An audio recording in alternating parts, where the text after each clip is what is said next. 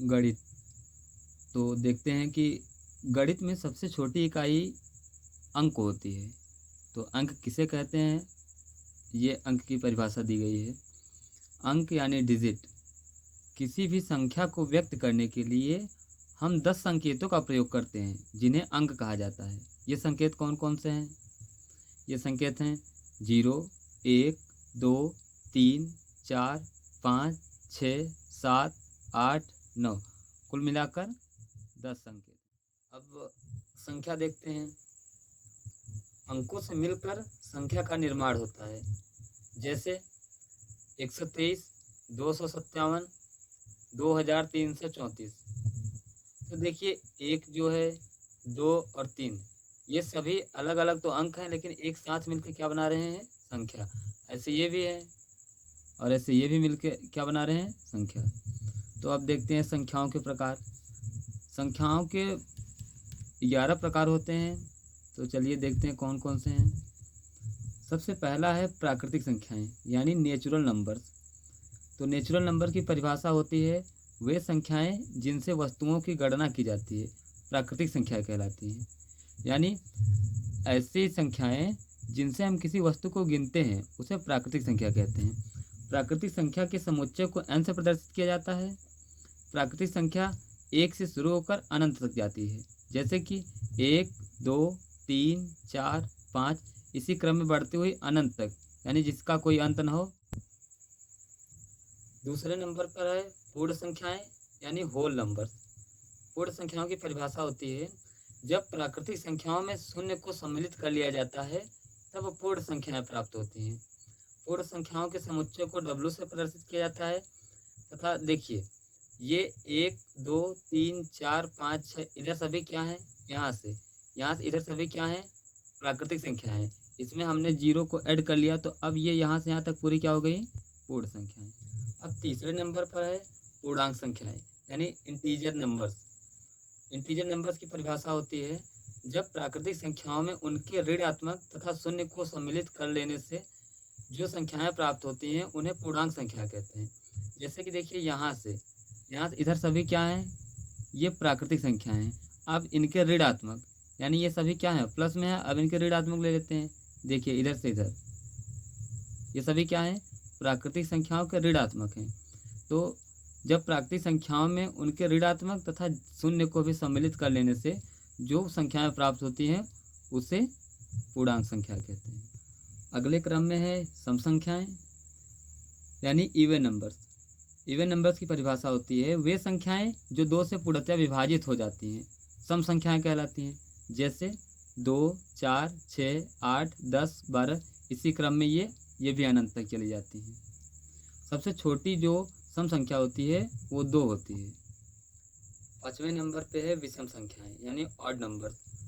Odd number की परिभाषा होती है वे संख्याएं जो 2 से पूर्णतः विभाजित नहीं होती हैं, विषम संख्या कहलाती हैं। जैसे 1, 3, 5, 7, 9, 11, 13, इसी क्रम में ये भी अनंत तक जाती हैं। सबसे छोटी जो विषम संख्या हमारी होती है वो क्या होती है? 1। 6ठे नंबर पर है अभाज्य संख्याएं यानी प्राइम नंबर्स। प्राइम नंबर्स की परिभाषा देखते हैं हम लोग।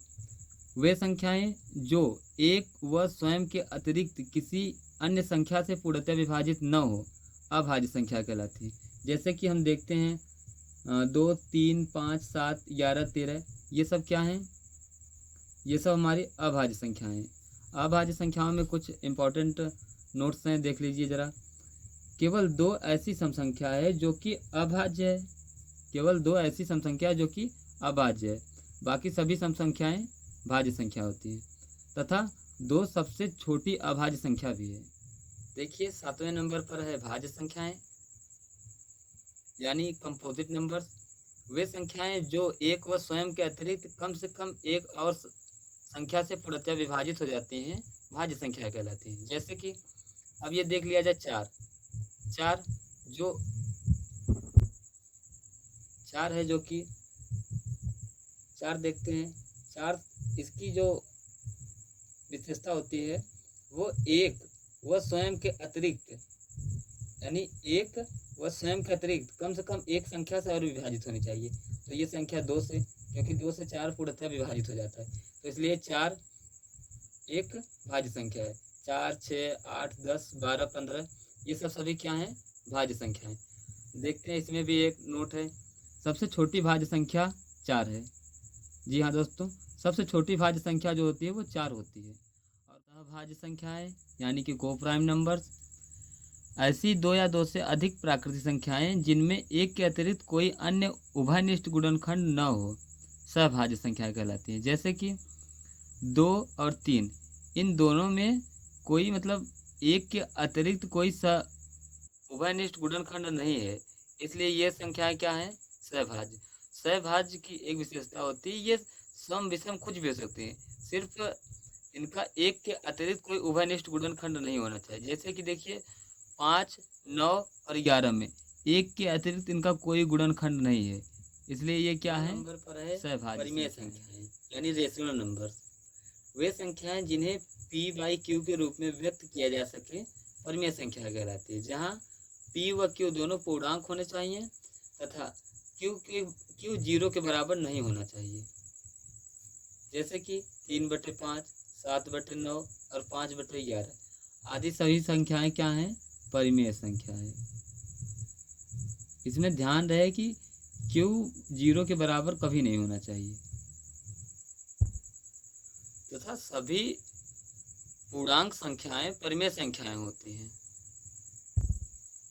देखिए दोस्तों, 10वें नंबर पर है अपरिमेय संख्याएं, यानी वे संख्याएं जिन्हें p/q के रूप में व्यक्त नहीं किया जा सकता, अपरिमेय संख्याएं कहलाती है। जैसे कि देखिए कड़ी में 2, कड़ी में 5, कड़ी में 7, फिर वही होना चाहिए जहाँ p व q दोनों पूर्णांक होने चाहिए और q 0 के बराबर नहीं होना चाहिए आपका। इसी क्रम में सबसे अंतिम है वास्तविक संख्याएं यानी रियल नंबर्स। रियल नंबर्स की परिभाषा होती है वे संख्याएं जो परिमेय व अपरिमेय दोनों हो सकती हैं, वास्तविक संख्याएं होती यह कहलाती हैं। जैसे कि कड़ी में 5 ये देखिए क्या है? एक अपरिमेय संख्या है, और 7/4 ये क्या है? परिमेय संख्या है। 1/2 ये क्या है? ये भी परिमेय संख्या है। पाई एक अपरिमेय संख्या है, इसका मान होता है 22/7, लेकिन ये इसका यथार्थ मान नहीं है, इसलिए इसको अपरिमेय माना जाता है। अब ये देखिए, ये पूर्णांक संख्या है, ये भी पूर्ण संख्या में भी आता है, और ये तो प्राकृतिक संख्या है। तो वास्तविक संख्याओं में मतलब परिमेय और अपरिमेय दोनों हो सकती हैं। तो इसी के साथ हमारा नंबर्स जो है सब समाप्त होता है। नंबर्स का समापन हो चुका है। अब